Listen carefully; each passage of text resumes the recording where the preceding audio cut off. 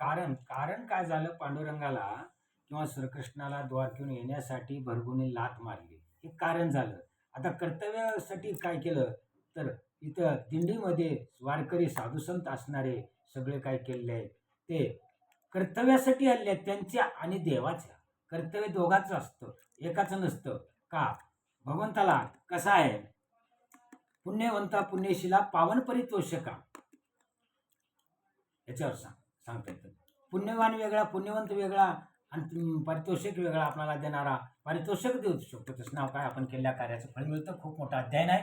त्यासाठी ज्यावेळेला रुक्मिणी आई काय केलं, त्याला कारण आणून म्हणून काय केलं, राग निघाली. का तुम्हाला एखाद्या भरपूर ऋषीने हात मारून त्याचा तुम्ही बदला न घेता त्याचेच पाय तुम्ही तापता, असा राग आला रुक्मिणी आईला. त्यावेळेला काय केलं, तर ज्यावेळेला निघाले, निघत असताना तिने काय केलं, लगेच दंडकारण्याचा रस्ता धरली.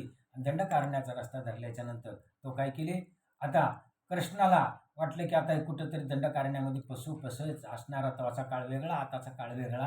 आता डांबर रोड आहेत, पहिलं झाडी झुडपातून जावं लागत होतं. श्रवण बाबाला सुद्धा कथा आपल्याला सगळं माहिती आहे. अशी निघत असताना शेवटी तिला आधार कुणाचा वाटला. आता वाटेनं कोणी कुणाला बोलत नाही, हं बी म्हणत नाही, हो बी नाही. एकूण एकाला पाचोळ्याचा झाडाचा सासूल करतात. भगवान परमात्मा श्रीकृष्ण पुढे आले आणि पुढे येत असताना त्याच्या सासूला रुक्मिणी आली. आणि रुक्मिणी आल्याच्या नंतर हळूहळू ते काय केलं, की ज्यावेळेला जिथं आईवडिलाची सेवा तिथं पांडुरंगी सेवा या भक्तीसाठी काय केले, तर द्वारकेहून श्रीकृष्ण आले. आणि कृष्ण आल्याच्या नंतर आता जावं कुठं नेहमी कुणाकडे आले, तर आता खूप मोठं त्याची कथा आहे. मग भक्त पुंडलिकाकडे आले. भक्त पुंडलिकाकडे आल्याच्या नंतर भक्त पुंडलिकाने कुणाची सेवा करत होता, आईवडिलाची. आणि आईवडिलाच्या सेवेसाठी प्रसन्न होऊन त्याची परीक्षा घेण्यासाठी स्वतः भगवंत परमात्मा श्रीकृष्ण काय केले, आले. आणि आल्याच्या नंतर कुणाच्या समोर भक्ताच्या न येण्याचं कारण त्या भक्ताकडे दृष्टी लागत नव्हती. म्हणून शास्त्रांना किंवा आध्यात्मिकनं असं सांगितलंय की कोण, तर कृष्ण पुंडलिकाच्या पाठीमागं उभा येऊन राहिले, समोर नाही आले, पाठीमागे राहिले. तुला काय मागायचं ते मागा. कोण आहेस तू? मी विठ्ठल आहे. विठ्ठल का? आता खूप मोठे त्यावेळेला तर सांगितले कुणा, तुकाराम महाराजांना, कार्य इठ्या मातलाशी उभे केले विठ्ठलाशी. एवढे सामर्थ्य असणारे योग्य झाले. 28 योग होऊन गेले आहेत कारणामुळं. त्या कारणामुळं काय केलं आहे, हे कार्य होत चाललेलं आहे. आणि कर्तव्यासाठी तुमच्या आमच्या आईवडिलाच्या सेवेसाठी तिने काय केलेली आहे, तर श्रीकृष्ण पांडुरंग अवतारामध्ये आलेले आहेत. आणि मी काय केलं, विठ्ठल माग, तुला पुंडलिका काय मागायचं, काही नको मला, काहीतरी तू मागितलं पाहिजे. मग का, तर अतिथीचा आदर केला पाहिजे. मी अतिथी आहे. का? कशाचा? भक्तीचा भिकारी आहे. अतिथी आहे. आणि तू अतिथीचा मान सन्मान कर म्हणलं. त्यावेळेला त्याने काय केले, बाजूला विट फेकली. विट फेकल्याच्या नंतर तिथला राग द्वारकेतला श्रीकृष्ण ची पत्नी रुक्मिणी काय केली होती, रुसून आली होती, त्याच्या पाठीमागच होती. आणि ज्यावेळेला त्याने इटावर उभा राहिला त्यावेळेला खरं कळालं तिला, आता माझं योगाने तलाक आहे. का?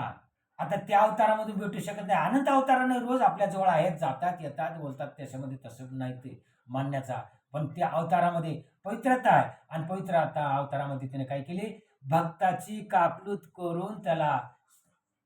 करून का देवाला जागा विठेवर दिली, तर आता मी कुठे उभा राहू असं वाटलं. आणि म्हणून दुसरी ईट भक्ताकडून कापलूत करून मागून घेतली. आणि पंढरपूरला सर्व साधारण आमच्या वारकरी बांधवाला ही कथा मात्र माहिती नाही. आणि माहिती नसल्यामुळं आणि पुढची कथा आपल्याला खूप मोठी करायची आहे पण इथं टाइम थोडा आणि विस्तारले अशी भानगड आहे. कारण कार्य आणि कर्तव्य फक्त श्रीकृष्ण असणारा कुणाच्या, तुमच्या आमच्या कर्तव्यासाठी आला. कशासाठी आला? भावविना भक्ती, आणि भक्तीविना मुक्ती. तुम्ही भाव पाहिजे पहिली गोष्ट. भक्ती जरी तुम्ही दिंडीत असाल तर आता दिंडीमध्ये काय नाही, सर्वच काही आहे. तुमच्या आमच्या जगाला सगळं दिसतं. पण याच्यात कुणासाठी कशासाठी असे लोक आलेले आहेत, हे सुद्धा आपणाला आज आढळून येतात. म्हणून त्यांना अनंत जन्माचा पापाचा साठा, त्याने किती जरी पुण्य केले आणि काही जरी केले तर त्यांना पुण्य मिळत नाही. म्हणून दिंडीमध्ये एकूण एकाला फसवेगिरी करणं त्याला किती पटीनं चालतं. रोज 1 रुपयाची चोरी केली तर रोज ते त्याला 10 पटीनं तोटा आहे कशाच्या केलेल्या पुण्यामध्ये. म्हणून वारकरी बांधवाला सुद्धा कळकळीची विनंती आहे की एकूण एकाला सांगती घेऊन चालणं हाच काय पंढरीशी जा रे आल्यानं संसारा उपदेश देणं महत्वाचं आहे. महाराज मंडळीचा आमचा आम्ही तुमच्यातलाच एक महाराज आहे. हा पंढरीशी जा रे आल्यानं संसार जा रे बाबा संसाराला मान्य आहे. पण पंढरीच कुठं आहे तर ज्या ठिकाणी अतिथी आदर वागतो तो पंढरी आहे. हे मुख्य काय तर कारण कार्यामध्ये आणि कर्तव्य इथं घडतं. आमच्या वारकरी बांधवाच्या पंक्तीवाल्याच्या सगळ्यांनी मिळून काय करायला पाहिजे एक वेळा घोष करायला पाहिजे.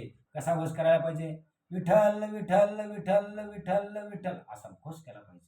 आणि ह्याच्यामध्येच कशाने पहिलं भक्ती लावा आणि मगच काय करेल आपल्याला मुक्तीच मिळत नाही. एकदम मुक्तीला नाही मिळत तिथं का पडता जड भारी. तुम्ही जरी पाय दुखत जरी तुमचे असले तुमच्या चलण्याचा कटाळा आला असला तर तुम्ही अनेक चलण्याचा प्रयत्न करा त्याला म्हणतात पडता जड भारी. आणि दासी आटव आवाहारी दासत्व त्याचे दासत्व तुम्ही पद केल्याच्या नंतर पांडुरंग सुद्धा तुमच्या कर्तव्यासाठीच आला. तुमचे पाय सुद्धा दुखू देणार नाही.